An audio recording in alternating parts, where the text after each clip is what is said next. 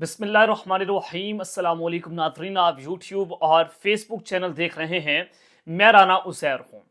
नाज़रीन, बतौर chief justice शाइशा Afridi का आज पहला दिन काज़ी फ़ाइज़ ईसा अब मुकम्मल तौर पर किस्सा माजी बन चुके हैं, लेकिन पहले दिन ही आते जस्टिस शाइशा अफरीदी ने इस वक्त क्लीन अप ऑपरेशन शुरू कर दिया है। और अब तक की टॉप ब्रेकिंग न्यूज़ ये है कि पहले ही दिन जायशा अफरीदी ने एक अहम तरीन जज सुप्रीम कोर्ट ऑफ पाकिस्तान का उड़ाकर रख दिया है, जो काजी फाइज ईसा का तोता था, काजी फाइज ईसा की गोद में बैठा बगल बच्चा था। आज जायशा अफरीदी ने उसको उड़ाकर तारीख रकम करती है और बहुत बड़ा मैसेज ताकतवरों को पहुंचा दिया। ये कौन सा जज है जिसको उड़ाया गया है, फैसला क्या हुआ, मामला क्या बना, तमाम तर तफसीलात आपके सामने रखूंगा। और फिर दूसरी जानिब अब जस्टिस मंसूर अली शाह साहब, आपने फैसला करना है।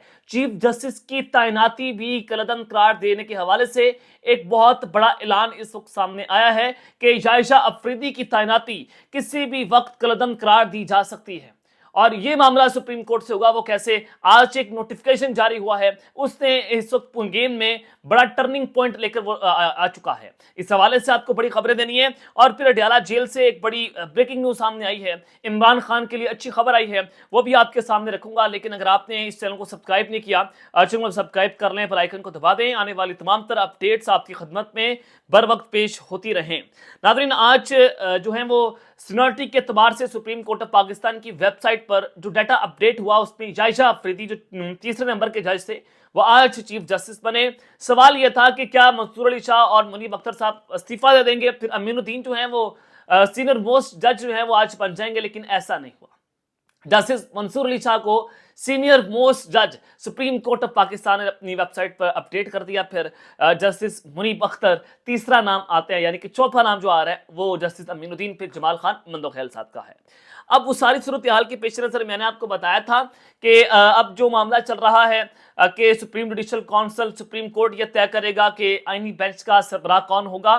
तो डेफिनेटली फिर कहा गया कि सीनियर मोस्ट जज को आईनी बेंच का सरबराह लगा दिया जाए। तो अब सीनियर मोस्ट जो है वो जज कौन है? वो जस्टिस मंसूर अली शाह हैं। क्या आप उनको आईनी बेंच का सरबराह लगाएंगे?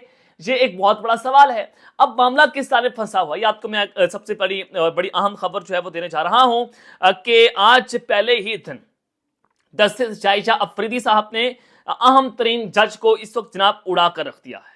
ये मामला क्या है, किस तरह से उन्होंने अपने अहम तरीन जज को उड़ाया। लेकिन उससे पहले आप अडयाला जेल से बड़ी ब्रेकिंग न्यूज सुन लें कि इमरान खान जो हैं उन पर पाबंदी आई थी, मुलाकातें नहीं हो सकती थी, उन पर जो है वो कहा गया कि वो मुलाकात नहीं कर सकते, वो किसी से मिल नहीं सकते, बड़ी मुश्किल हो रही थी। आज आप वहां से खबर ये सुन लें कि अडयाला जेल में कैदियों से मुलाकातों पर पाबंदी खत्म कर दी गई है।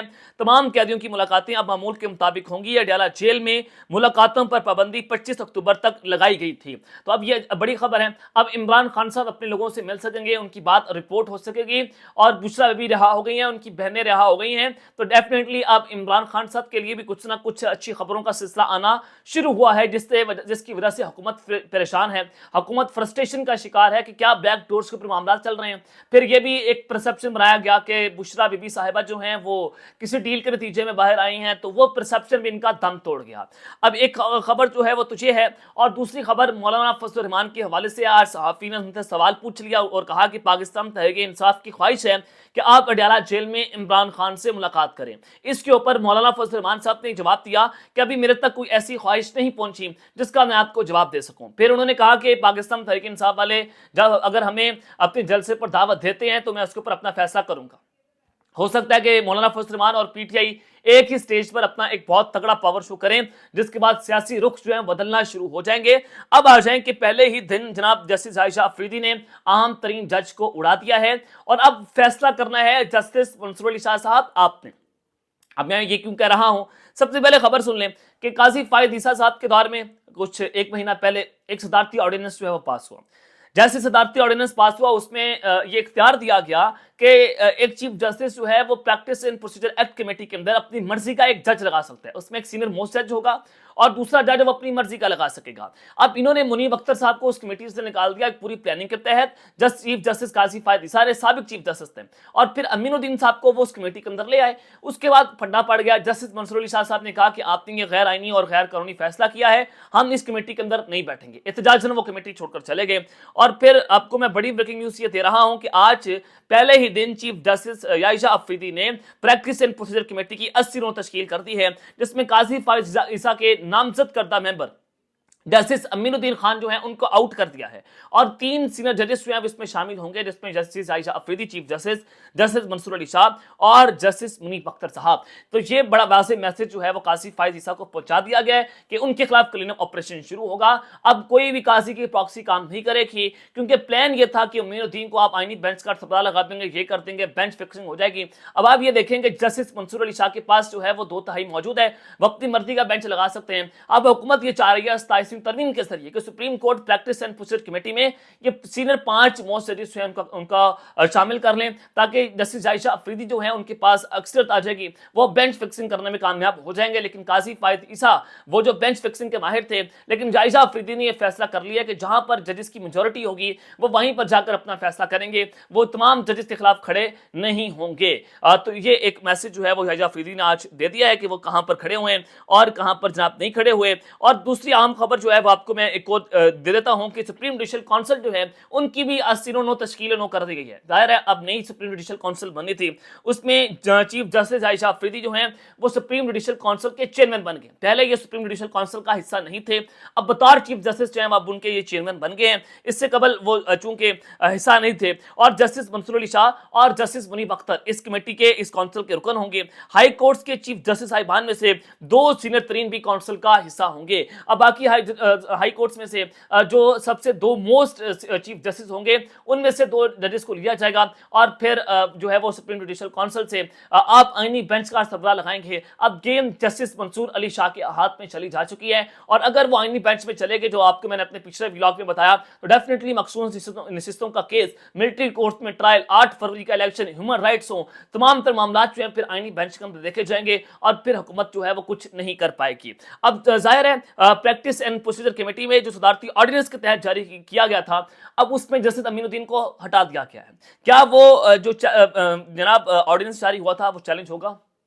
قطعی نظر میں کمیٹی میں جسٹس منصور علی شاہ اور جسٹس منیب اختر کو شامل کر لیا گیا. اگر وہ بل چیلنج ہو گیا اور فل کورٹ بنے, جیسے فل کورٹ اجلاس بلا گیا ہے, اور اگر فل کورٹ بن گیا تو تب موجودہ چیف جسٹس بھی چیف جسٹس نہیں رہ سکتے. اب سوال یہ ہے کہ وہ کس طرح سے موجودہ چیف جسٹس جو ہے وہ نہیں رہ سکتے. یہ دوسرا اینگل ہے جسٹس منیب اختر اور جسٹس منصور علی شاہ کو اس کمیٹی میں شامل کرنے کا. میں آپ کو بتا دیتا ہوں کہ اگر صدارتی آرڈیننس جو ہے وہ کالعدم قرار ہو جاتا ہے تو پھر سب کچھ ریورس ہو جائے گا. اگر یہ صدارتی آرڈیننس جاری ہوا تھا پریکٹس اینڈ پروسیجر کمیٹی میں, اگر یہ چیلنج ہو گیا اور کالعدم قرار ہو گیا تو پھر سب کچھ کیسے ریورس ہوگا؟ یعنی 63A کا جو کیس ہے وہ ریورس ہو جائے گا, کیونکہ بینچ بنایا تھا اس صدارتی آرڈیننس کے تحت, جو بینچ بنایا گیا تھا امین الدین اس میں شامل تھے, وہ غیر آئینی اور غیر قانونی بینچ تھا. امین الدین کو 63A کے اندر انہوں نے شامل کیا, تو یہ لہٰذا چیزیں یہ ہیں کہ پھر 63A کا جو کیس ہے وہ ریورس ہو جائے گا. ظاہر نعیم اختر افغان سوری آئے تھے, امین الدین صاحب نے بینچ بنانے میں مدد دی تھی قاضی فائد عیسیٰ صاحب کو. تو یہ 63A کا جو معاملہ ہے جس کے ذریعے اختر مینگل کی جماعت کے 2 ووٹ پڑے ہیں, اس کی گنتی نہیں ہوگی. اور پھر آئینی ترمیم جو سینٹ کے سے پاس ہوئی ہے, یعنی کہ سینٹ سے پھر وہ پاس نہیں ہوئی, وہاں سے آئینی ترمیم جو ہے وہ اڑ گئی ہے. حکومت کے پاس ٹوٹل 65 ووٹ پڑے, اب ان کو 63 ووٹ حاصل ہو جائیں گے, اور 64 ووٹ چاہیے ان کو آئینی ترمیم پاس کروانے کے لیے. تو لہٰذا 1 ووٹ سے حکومت جو ہے وہی آئینی ترمیم پاس کروانے میں ناکام رہی ہے. تو یہ ایک جو ہے وہ ایک نیا اینگل ہے اس پوری سچویشن کے اندر, کہ اگر یہ صدارتی آرڈیننس جو ہے وہ چیلنج ہو جاتا ہے تو پھر چیف جسٹس کی تعیناتی بھی کالعدم قرار دی جا سکتی ہے. اب یہ نیا کٹا کھلا ہوا ہے. تمام تر تفصیلات میں نے آپ کے سامنے رکھتی ہیں. اب تک کے لیے اتنا ہی. اپنا خیال رکھیے گا اور اس چینل کا اپنے لازمی حل رکھنا ہے. اللہ نگہبان. پاکستان زندہ باد.